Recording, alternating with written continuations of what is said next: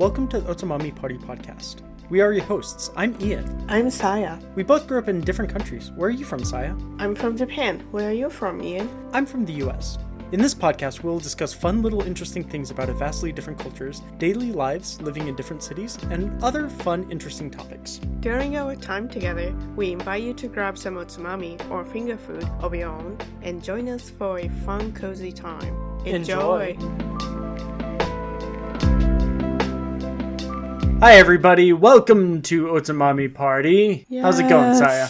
I'm doing fine. How about you? I'm doing alright. Having fun with that new microphone of yours? Yes, finally, because I think last episode I didn't use my microphone connect to the Audacity, which is the software that we are recording the podcast. So I think we were talking about my new microphone. Yeah, I edited that part and then I made a public service announcement. Oh, okay, sounds good. So Yeah. everybody So don't knows worry. about it, I guess. But Yeah. hopefully this time it's working. Well, it's the end of a long and slightly frustrating day, so I am excited to be drinking my brown sugar rum with 2 grapes in it, hopefully giving it a fruity flavor, and eating my frozen grapes. Nice otsumami and drinks. Yeah!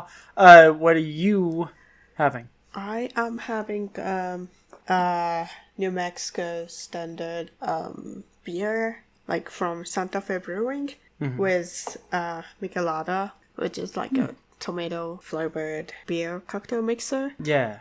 If you're interested in what it looked like, please check the Instagram account called Saya's Foodie Time. Oh, yeah. That has the recipe what I'm making. SAYAS_FOODIE_TIME. Saya's _foodie_time. Wonderful. It has lots of fun videos that Saya posts about making some food and making some bento boxes and Right. and lots of delicious, cool, fun ideas. So yeah, go ahead and check her out. Yep.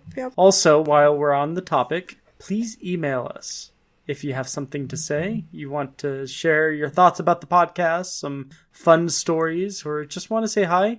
Be sure to email us at otsumamiparty@gmail.com. That is OTSUMAMI party, all one word, @gmail.com. And also, we do have an Instagram account for this Otsumami party as well. It is Otsumami_party_podcast. So check out and follow and turn on the notification so that you know when the new episodes comes out. Yes, and now that we are done with our advertisements, I want to tell you how good it is being back from vacation. Oh, yeah, you were in the vacation. That's great. But tell me all about it. It was wonderful. But the reason why last week's episode and the episode before that was late is because I'm basically playing catch up on everything. Because I was out of cell service for about 5 days. I know. Where did you go? I went to Duluth, Minnesota, and up north to the boundary waters between Minnesota and Canada. And so we canoed about 3 miles, found a camping spot, and we stayed there for about 5 days with no shower, no bathroom, no anything except for us in the wilderness. And what happened was we had to use the lake water, filter it, and we used that for drinking water. Jeez, I cannot do that. I'm not that kind of person, like survivals and like camping. Well, you'll be impressed to know that I was the one to chop all of the firewood Wow. and saw things, and, it was basically, I used the hatchet the whole time. It's crazy. I know. I was so sore afterwards. Yeah. Wow. But now I am more well-versed in how to make fires and how to keep things dry in searching for good dry wood, as well as, collecting rainwater to filter it and drink it, and, kind of survival stuff. Yeah. How did you filter the water? Did you have like a little medical stuff with that, or? What I did was I took my shirt and I poured it through my shirt.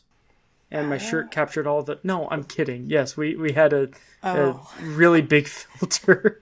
Oh my goodness. Sorry. I almost took it seriously. No, we had a medical grade filter that, good. I was a little worried because after the filter, the water was still yellow. Oh. And I was worried that the filter wasn't working, but my friend's dad said that it's because the lake has tannins that change the color of the lake. So it's like, actually, I'm not 100% sure what he meant by tannins, but he followed it up by saying like the plants and stuff change the color, like kind of dye the color of the water and stuff. And that does not change with the filter. I see. But all of the harmful stuff, like the Giardia and stuff like that, was all filtered out. And like, nice. Yeah. So nobody gets sick or anything. No one got sick. I was a little worried. Yeah. Because I was also a little worried about the meat.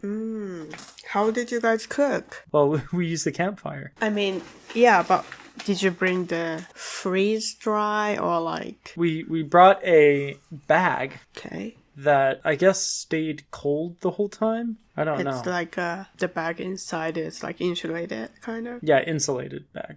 But apparently that kept the meat cold enough. I was a little worried about eating some of the bacon and like some of the leftover meats and stuff because like... Yeah, you are the person who took it very, very seriously about it. Well, I worked at a meat department for about a year and it's like, it's so serious stuff, especially with like pork and chicken. Right. Like beef, I'm a little bit more okay with because, you can eat that raw. Almost raw, yeah. Like rare or medium rare or whatever. But you can't have a medium rare piece of chicken. Oh, yeah. No chicken and no pork for those. But I will say that canoeing was a lot of hard work. Oh. Like my butt hurt sitting on that metal seat. And the canoe itself was metal. And there are these things called portages where you have to get out of the boat and walk across while carrying all of your stuff and the boat. Jeez. And the boat is so heavy, it's made of metal. Jeez. And so I didn't know that you had to do that, but there's a part in the middle of the canoe that has shoulder pads. I didn't know what they were, but it has shoulder pads built in. And so you just turn it over and put it on your shoulder and walk. A city block or whatever. You know what? That's why I don't want to go to camping or hiking with people because I don't know their level of doing that. I mean, like, you could assume how many times they did and, like, how good they are, but you haven't seen the actual ones. And they also haven't seen the actual me, which is really hard. What do you mean, the actual you? I am actually the Witch of the Waste from the movie, House of Moving Castle. You'll be walking across. Yeah, that's the truth. That's you're not the Witch of the Waste. You're Heen. No, you're like both. But I'll be more like melted and want to give up. Well, so I remember the Witch of the Waste from hiking Crater Lake in Oregon. Right. You were pretty Witch of the Waste. Yeah, and I had hiking with my old roommate when we graduated the same school, and we were celebrating, and she is really good at hiking. Like, she's really like exercise person. She does like workouts and exercise even at home while I'm like laying on the couch and being a couch potato. She does workout. And those two goes to the hiking. Yeah, the result is very clear. I'm the Witch of the Waste. She is the one just hike a lot and go and like, hey, come on, Saya. I used to be good at hiking. I am no longer good at hiking. I am the Wizard of the Waste nowadays. No. Yeah. But, so you did the canoeing as well there. I did do canoeing, yes. But after the end of the 5 days, Oh my gosh, I was so ready to be done. So my vacation was very tiring. Okay. So I taught for a whole week. And then the very next day after the last day of teaching before my break, I caught a train and went down to Washington, D.C. to see my friend. And then I stayed a couple days. And then on Sunday night, I got back at about midnight, went to bed, woke up at 6, packed, caught a flight at 11:30, went to Minnesota, stayed for a week and a half, came back, got in late, went to bed, woke up at 6, packed, and left for South Carolina to visit my sister and my nephew, and then came back late, slept, woke up, and taught. So now I'm feeling very tired. Yeah, doesn't sound like a vacation. Well, Or like the stuff in between the traveling and the waking up early and going to bed late and everything, that was vacation. That was wonderful vacation. But my main concern was to stay out of Philly as much as possible. I see. I wanted to make the most out of my vacation. That makes sense. Yeah, so we apologize for the change in schedule the last couple of episodes, but we are back, y'all. We are back in full force, ready to take on the world. Yeah, definitely. Yeah.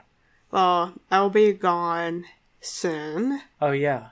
but for my vacation, which doesn't sound like vacation much, honestly, but it's a vacation. But we will try to record ahead, and Ian will be editing and posting. So thank you for taking care of that. But Yoroshiku onegaishimasu. yoroshiku onegaishimasu. Yeah. So you'll be gone for, what, 2.5 weeks?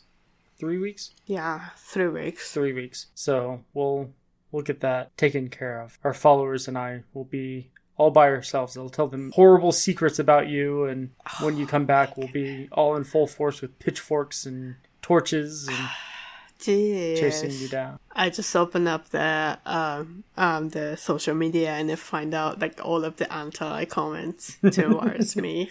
Yeah, it's like the witch of the waste, the witch of the waste. Well, I'll be happy to see that. That means we have subscribers, we have followers. That sounds amazing news. Well, with that said, let's move on to the word of the day.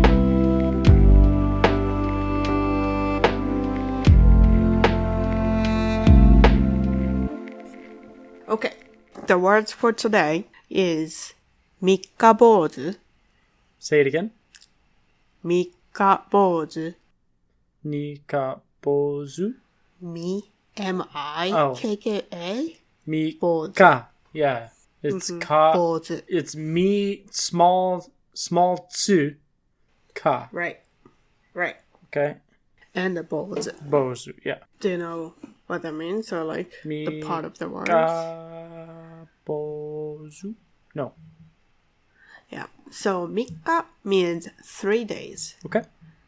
And then 坊主 is a monk. Is it Bouzu? Bozu? Yeah, right. So 3 days monk? Yeah. So Okay. that means the person who are easily to give up doing stuff, or like cannot continue doing stuff. Yeah. It's like monk for only 3 days. Right. Yeah. Yeah. So I think it came from, the monk has a lot of training. When you start it, like, you need to get up really early, do the cleaning, and like do all those different kinds of trainings, right? And it's really hard, so they're gonna quit in 3 days, right? So Me with diets. Yes. yeah, me was diet as well. Me was start writing a diary, every year, like a New Year's, you see a lot of like books or like journals that you can keep your diary, and then like everybody start doing it. But how many of you guys can actually doing that? Right. Well, it amazes me, like, people who keep a daily diary or like a daily task book or whatever. Like I always buy myself these books that I can write things in, keep notes, and I do it for about 2 weeks and then never touch it again. Like right now I still have a calendar from September 2022 on my wall. Oh my goodness. I know. Yeah. So, you know what that means. I am what that means. I am too. But we are not Mikawozu for this podcast. I hope not. I'm Well, trying. we've been doing at least more than 3 days. Oh, yeah. We've been doing it. Let's see here. This is the 8th episode, I believe. So 8 weeks. That's 2 months. Yeah. Wow. So definitely not a Mikawozu. Happy 2 months anniversary to Otsumami Party. Yay! Cheers. When I was a kid, I always laughed at, well, kid being like 15 or 16, I would always laugh at people who would say, oh, it's our 2-month anniversary. It's like, no, anniversary means year. And so I thought it was like really clever because I came up with the word monthly. It's our 2-monthly. Like I thought that was cute. But now that I'm older, I'm thinking that's like, that sounds too like almost like married. Well, kind of on that topic, I have a word called limerence. Limerence. Limerence. How do you spell? Limerence. Okay. What does that mean? It means an involuntary romantic infatuation with another person, especially combined with an overwhelming obsessive need to have one's feelings reciprocated. Any examples? Well, okay, so there's another word called parasocial. Okay. A parasocial relationship is a relationship you have with somebody who doesn't know who you are. Like, for example, you like to watch Imran on YouTube. Yeah. If you find yourself knowing her, you know, because you watch her so much, that's a form of parasocial relationship. It's like a phenomenon for like online celebrities to have with their fans. So like it's more like a parallel to each other, but socialized with her or something. It's more like, so parasocial, you know, it's like paranormal, or the suffix para means like beyond. So beyond the social relationship. Okay. So you feel like you know somebody beyond the social interaction. I see. So like, for example, Taylor Swift, you know, if you were obsessed with her and you tried to contact her because you feel like you knew her from all the time, you know, you're like, I'm your biggest fan. Of course I know who you are. That's kind of a parasocial relationship. Or when I was doing TikTok regularly, I had people come up to me and be like, you remember who I am? It's like, no, I don't. You know, I have 20,000 of you, you know, being like, you know, trying to get me to remember who you are. And of course I don't know who you are. You know, we've talked once, but that's a parasocial relationship. Now, limerence, it could be a form of that. So like if somebody has a crush on Taylor Swift, but like more than a crush, but is like trying to stalk her and trying to do that, that could be limerence. And then when the person is obsessively trying to get that other person to, or like to get Taylor Swift to feel that way about them, that is, you know, being really obsessed with somebody and trying to get them to be obsessed about you back. Yeah. So it could be a bad thing. It could be a good thing. You know, like, I don't think that limerence is inherently bad. I don't know if it has a negative connotation. Like, I think that, you know, you could have a limerence with somebody who's like your girlfriend or wife or something, you know. But yeah, it could be a bad thing. I think it could be a good thing. But yeah, limerence is an involuntary romantic infatuation with another person, especially combined with an overwhelming obsessive need to have one's feelings returned or reciprocated. Interesting word. Yeah, I saw it a while ago and I was like, oh, that is a word that I've never seen before. Oh, so is it a new word to you too? Yep. I brought it specifically for this podcast. but I saw it and I thought it was very interesting.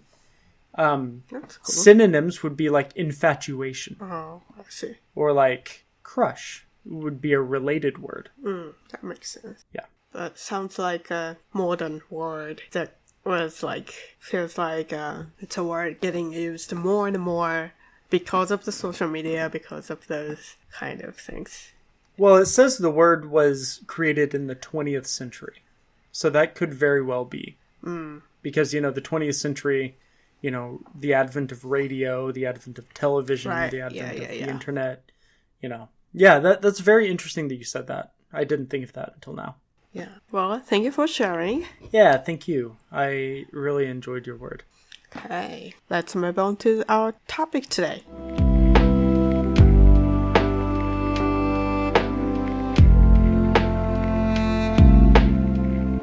I think my elbow is like... Like what? Okay, for the sake of the podcast, she looks at me and says, I think my elbow is, and then she grabbed her hand and crushed her fingers and twisted really fast. And I'm thinking like, what the heck? What happened to your elbow? No, I think it's like twisted in a different way than it's supposed to be. Or like, I guess I slept wrong. Yeah, could be. But I just noticed this afternoon though. So maybe from work. But it's like... Yeah, like one of those lines in here. That's your whole arm. Yeah, but like I'm saying, one of those nerves and like strings or whatever inside is twisted in a different way. That might need surgery. It does not. All right, okay. Just tell me your topic. Yeah. I hope it feels better. Yeah. I'm going to introduce like a small history of somebody. Okay. Charles was born in Minneapolis, Minnesota on November 26, 1922. 2 days after he was born, an uncle nicknamed him Sparky after the host Spark Plug from the Barney Google comic strip. Sparky's father, Carl, was of German heritage, and his mother, Dana, came from a large Norwegian family. The family made their home in St. Paul, where Carl worked as a barber. Throughout his youth, father and son shared a Sunday morning ritual reading the funnies. Sparky was fascinated with stripes like Skippy, Mickey Mouse, and Popeye. When he was a senior in high school, with his mother's encouragement, he completed an art course at the art instruction schools. As Sparky continued to study and hone his artistic style from the late 1920s through the 1940s, the genre of comic art experienced a great shift. The full-page comics of the 1920s and the 30s afforded artists the space to reflect the Art Deco details and sensibilities of the day, including a high-stylized illustration of Dick Tracy and Little Nemo in Slumberland. Newspaper editors in the late 1940s and 50s, however, promoted a post-war minimalist model, pushing their cartoonists to shrink stripe size, minimize pen strokes, and sharpen their humor with daily gags and cerebral humor for an ever-increasingly educated audience. Sparky had the chance to make a comics on the newspaper. Two monumental events happened within the days of each other in 1943 that profoundly affected the rest of Sparky's life. His mother, to whom he was very close, passed away at the age of 50 from the cervical cancer, and he boarded a troop train to begin his army career in Camp Campbell, Kentucky. Though Sparky remained proud of his achievement and leadership roles in the army for the rest of his life, the period of time haunted him with the dual experiences of the loss of his mother and realities of the war. After returning from the war in the fall of 1945, Sparky settled with his father in an apartment over Carl's barbershop in St. Paul, determined to realize his passion of becoming a professional cartoonist. He found employment at his alma mater art institution and sold intermittent one-panel cartoons to the Saturday Evening Post and enjoyed the 3-year run of his weekly panel comic, Little Fox, in local St. Paul Pioneer Press. These early published cartoons focused on the concise drawings of precocious children with large heads who interacted with words and action well beyond their ears. Sparky, Charles was honing his skills for the national market.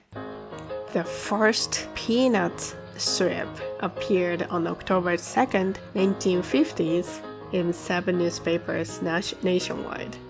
Although being a professional cartoonist was Schulz, now you know, we're talking about Charles M. Schulz, who wrote the Peanuts, and so it was his lifelong dream. But at 27 years old, he never could have foreseen the longevity and the global impact of his seemingly simple full-panel creation. So when Schulz announced his retirement in December 1999, the Peanuts comic strip was syndicated over 2,600 newspapers worldwide, with book collection translated in over 25 languages. He has been awarded with the highest honors from his fellow cartoonists, received Emmy Awards for his animated specials, being recognized and lauded by the US. And the foreign government had NASA spacecraft named after his characters and inspired a concert performance at Carnegie Hall.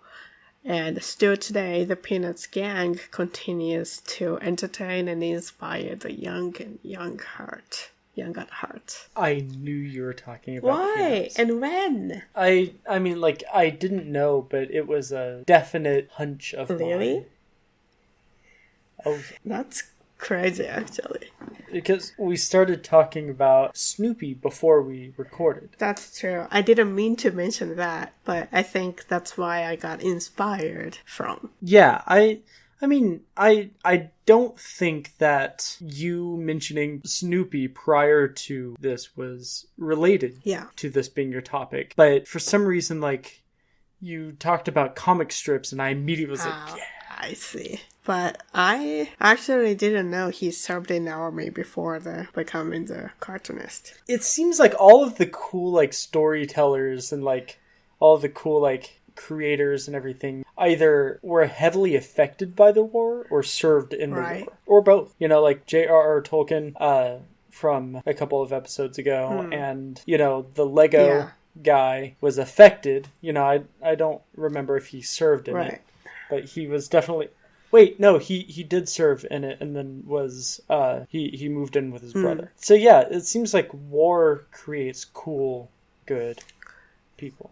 Which, probably not, but it seems like it, right? I mean, like, it made me think, like, two things. Was it, like, because the world has a lot of wars, you know, in the history? I guess all of our, like, master people came from that era of the 1900s. So that's that. And most of the 1900s was riddled by war anyway, so. The other thing is, like, we were lucky to have them back from the war alive. Mm-hmm. But that also means we may have lost a lot more talented people from the war as well. Oh, yeah. I mean, like, so when I did my doctorate in music, I studied a lot of music that was like a result of the Holocaust, but also I found out a lot of people who would have been famous musicians if it wasn't for their death in the Holocaust. That's true.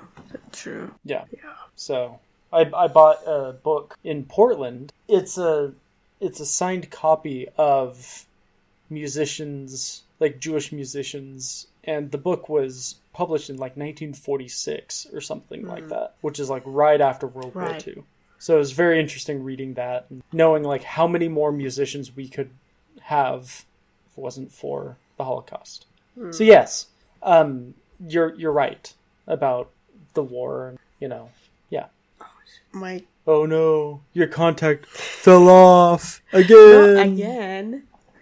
It did in like the third episode Did or it? whatever. I don't remember that.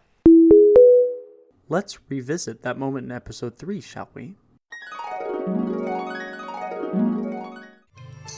You might come back soon. Oh no, my contact lens. It came off. Let's see if I can come back before he comes back.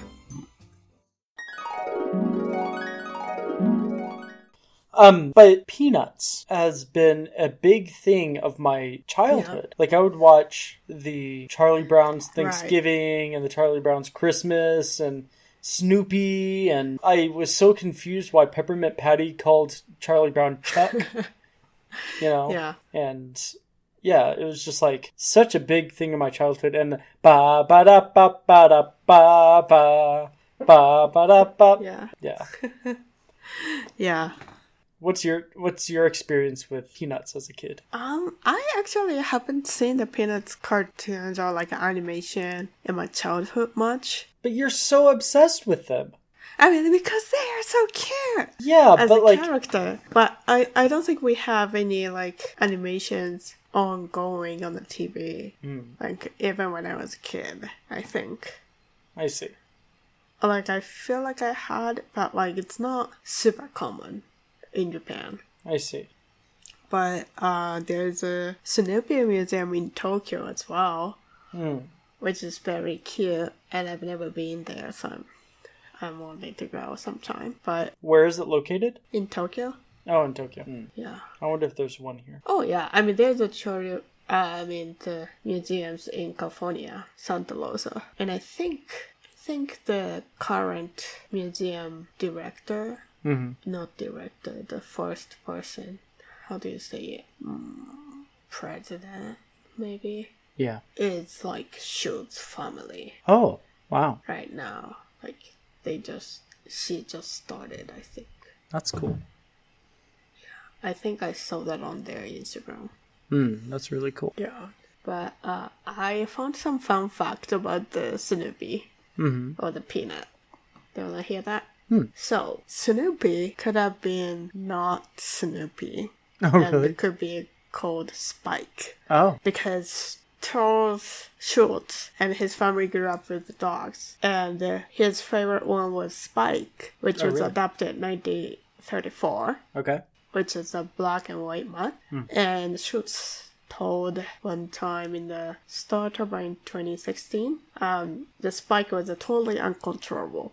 He loved to ride his father's car, and when he get loose, the only way you could get him to come would be to honk the horn. Yeah. And Spike and Snoopy has very similar markings. And his other dogs, so he had multiple dogs in his life, and their names are Major, Lucy, Camel, Dropshot, and Andy. Drop Shot. That's a good name for a dog. Yeah. But you know the Snoopy's brother and sister. I'm not sure I'm familiar. Yeah, well, there's like 5 brother or like Oh. brothers and sisters, and 2 of them are from the same name that share the same names. They're Spike, Andy, Marbles, and Olaf. Those are the brothers, and there's a one sister, Belle. The Olaf is the one that like a really big, kind of fat one. But yeah, so I thought like it's kind of interesting that some of them are named after his actual own dog. yeah.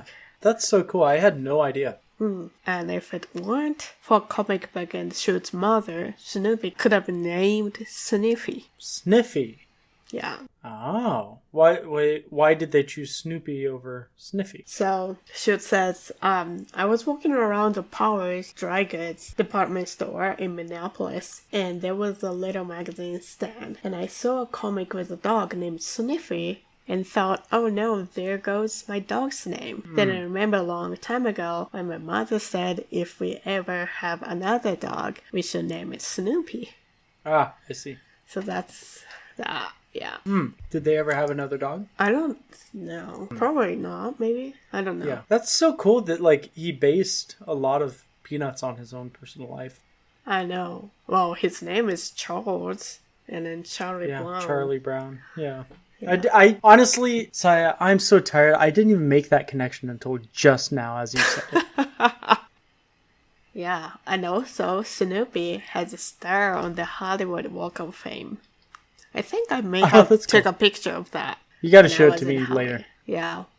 I took a bunch of the stars picture because, I saw some I don't know many of the actor or actress names in English. So to me, it's kind of hard to find. But the fun thing to walking around the Walk of Fame in Hollywood is you can find the character's name. Like my name. Hey, there's no Ian there. But yeah. Someday, maybe the Otsumami party could be on the star.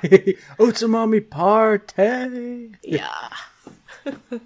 But yeah, so it's I remember having a big board, the stuff from Sesame Street.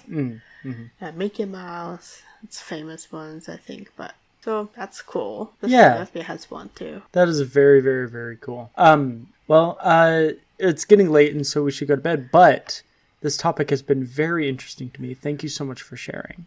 Thank you. And next time I will make sure to share something equally as interesting. Sounds good. A little hint there. Wink. Really? No, not really. Is it a hint? It's not. Definitely not. It's funny. Yeah, well, thank you for listening, everybody. Yes, thank you, everybody. And don't forget to email us. Sounds good. All right. Thank you all for listening, and we'll see you next time. Bye.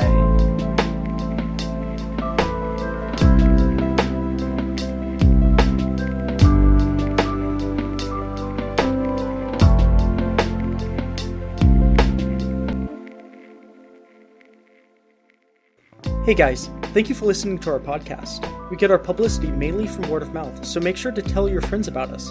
If you have something you would like us to talk about, or just want to say hi, you can send an email to otsumamiparty@gmail.com. That is otsumamiparty@gmail.com. And please sign the email with the unique username. Please let us know what you think of the podcast and where you are tuning in from as well, and we may mention it in our next episode. Tune in next week. See ya.